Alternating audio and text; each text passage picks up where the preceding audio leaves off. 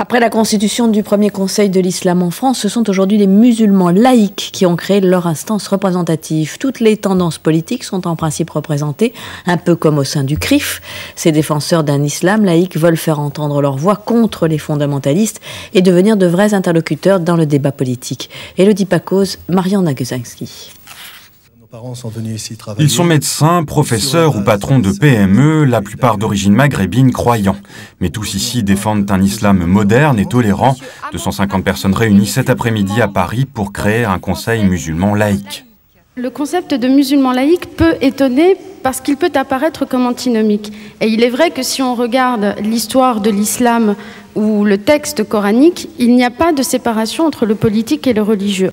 L'objectif, faire contrepoids au Conseil du culte musulman mis en place en avril dernier. Ces militants veulent laisser aux religieux la formation des imams ou la construction des mosquées pour lutter, eux, contre la discrimination à l'embauche ou pour une meilleure représentation des enfants d'immigrés aux postes clés de la République. Nous, les laïcs, nous mettrons toujours devant la République et la religion derrière. Quand vous voyez les intellectuels musulmanes dans les pays musulmans être traités de la façon dont elles sont traitées, elles se réfèrent à une seule chose. Et en français, le mot laïque.